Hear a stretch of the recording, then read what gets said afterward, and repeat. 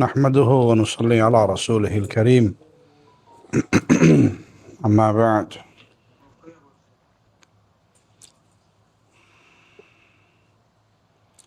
جس دور میں ہم سانس لے رہے ہیں یہ بڑا پرفتن دور ہے۔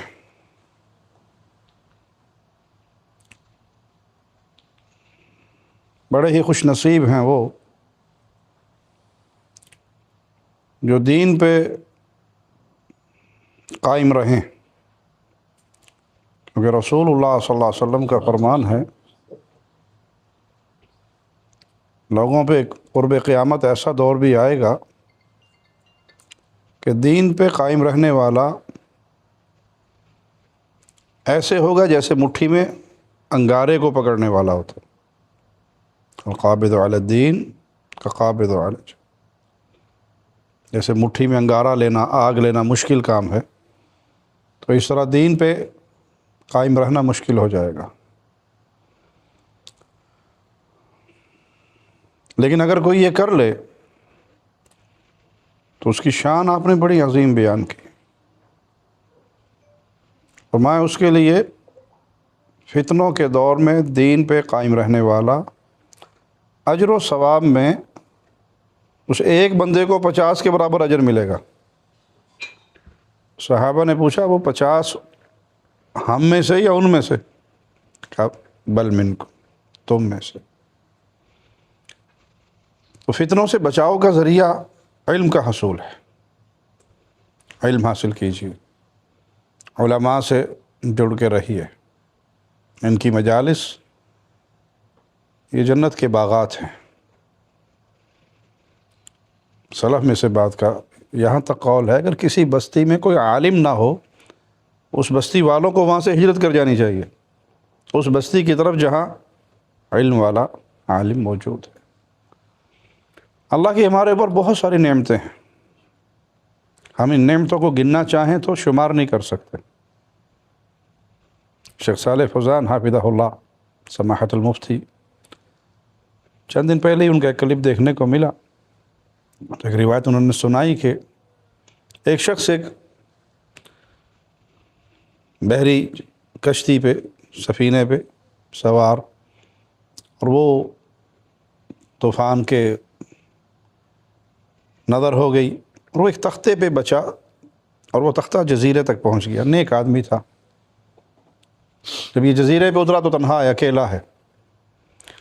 اللہ نے اس کی مدد کیسے کی کہ اس کے لیے ایک چشمہ جاری کر دیا جس سے یہ پانی پیتا،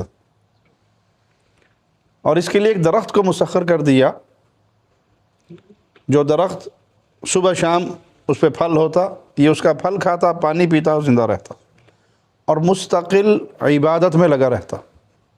مستقل عبادت۔ بندہ کام کیوں کرتا ہے؟ پیٹ پالنے کے لیے، پیٹ پالنے کا بندوبست تو ہو گیا، جب ہو گیا تو باقی ٹائم کس لیے؟ اللہ کے لیے، وہ عبادت میں لگا رہتا۔ اس نے دعا کی کہ اللہ جب میری موت آئے تو سجدے کی حالت میں آئے، تو اللہ نے اس کی وہ دعا بھی قبول کر لی، وہ حالت سجدہ میں فوت ہوا۔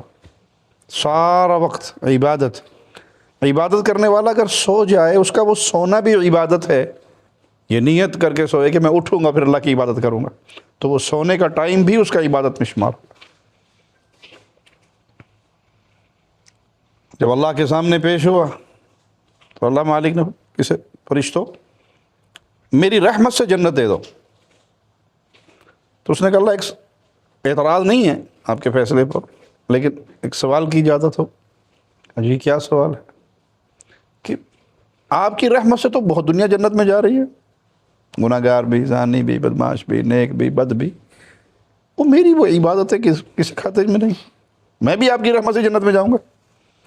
تو اللہ فرمائے گا کہ اس کی عبادتوں کو میری کسی نعمت کے ذریعے تولو، تو اس کی ساری باتیں ایک پلڑے میں رکھی جائے گی، اور صرف بصارت، آنکھ دیکھنا، یہ ایک نعمت ایک پلڑے میں رکھ کے تول لی جائے گی، تو اس کی وہ زندگی بھر کی عبادتیں اس ایک آنکھ کا بدلہ نہیں ادا کر سکتے، اس کے برابر بھی نہیں ہو سکتی۔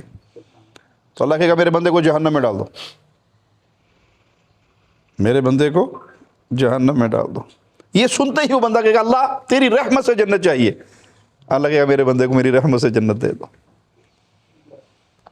तो हमारी सारी ज़िंदगी की इबादतें किसी एक अल्लाह की दी हुई नेमत का बदला नहीं, उसके बराबर नहीं हो सकती। इन नेमतों में सबसे बड़ी नेमत हिदायत की नेमत है कि अल्लाह ने आपको अहले तौहीद, अक़ीदे की इस्लाह, सही सल्फ़ी मनहज ये अता किया है। ये रब की नेमतों में अज़ीम तरीन नेमत है। कितने लोग हैं जिनके पास डिग्रियाँ हैं, इल्म है, माल है, दौलत है, दुनिया है, लेकिन वो जानवरों की कब्रों के तवाफ़ में अपने जैसे इंसानों के कदम चूमने और चाटने में लगे हुए हैं, चेहरों के बल रेंगते हुए कब्रों की तरफ जा रहे हैं। तो हिदायत की नेमत सबसे बड़ी नेमत है। शेख इब्न बाज़ रहमहुल्लाह से पूछा गया कि कुछ लोगों को हम देखते हैं कि वो हिदायत के रास्ते पर होते हैं और फिर गुमराह हो जाते हैं, इसकी क्या वजह है? मुस्तकीम होने के बाद फिर गुमराही में चले गए। कहा हर नेमत का शुक्र अदा करना ज़रूरी है, हर नेमत का शुक्र अदा करना ज़रूरी है। तो नेमतों में सबसे बड़ी नेमत तो हिदायत की नेमत है। जब इंसान इसका शुक्र अदा नहीं करता तो ये नेमत छिन जाती है। एक तो ज़ुबान से है अल्लाह तेरा शुक्र है, तूने अहले तौहीद, तूने अहले ईमान, तूने अहले इस्लाम बनाया। और एक अमल से शुक्र है कि जो नूर तौहीद आप तक पहुंचा है, बहुत दुनिया अंधेरे में डूबी हुई है, इसका शुक्र ये है कि उन तक ये पैगाम पहुंचाओ। अपने माल से, अपनी ज़ुबान से, अपनी कलम से, अल्लाह ने जो ताकत दी है उस ताकत के ज़रिए एक शख्स बयान कर रहा है, एक शख्स उसके पैगाम को आगे नशर कर रहा है। इंशाअल्लाह ये सवाब में बराबर है, वो इसी सफीने में, इसी कश्ती का सवार है। तो इस नेमत का शुक्र अदा कीजिए। दुनिया इस वक्त शिर्क और कुफर के अंधेरों में डूबी हुई है। इस दीन की समझ आने के बाद इस्तकामत, डट जाइए, डट जाइए। किसी भी दुनियावी नुकसान को बर्दाश्त कर लीजिए, आखरत के नुकसान को बर्दाश्त न कीजिए। ये जो कंप्रोमाइज़ की गोलियां हैं ये खानी बंद कर दीजिए। कोई बात नहीं, है तो बदअक़ीदा, लेकिन इसको मिलने से मुझे ये फ़ायदा होगा, इसका माथा चूमने से मुझे ये फ़ायदा होगा। मेरा नाम, मेरी शोहरत, मेरी दुकानदारी, मेरे ताल्लुकात, जब वो अल्लाह के दीन का दुश्मन और बागी है, वो बदअक़ीदा है, उस बदअक़ीदा की जब आप तकरीम करेंगे, आप माथा चूमेंगे, आप इज़्ज़त करेंगे, आप गले से लगाएंगे, आप उसको प्रोटोकॉल देंगे, तो किसको दे रहे हैं? जो बिदअती है, जिसका अमल ये कह रहा है कि ये दीन का काम या तो रसूलुल्लाह सल्लल्लाहु अलैहि वसल्लम बताना भूल गए, नाऊज़ु बिल्लाह सुम्मा नाऊज़ु बिल्लाह, या आपको पता ही नहीं लगा, पता ही मुझे लगा है।